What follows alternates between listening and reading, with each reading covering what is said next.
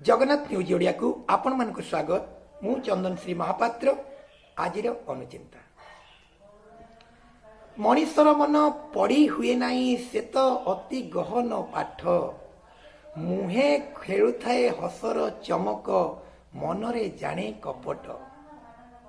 ए मनीष आज्ञा एभली गोटे व्यक्तित्व सुंदर मुखमंडल देखी सुंदर शरीर देखी चिकिणिया कथा देखी माधुर्यमय कथा देखी लालित्यमय कथा देखी आपण ता संगे पड़ी जातु नहीं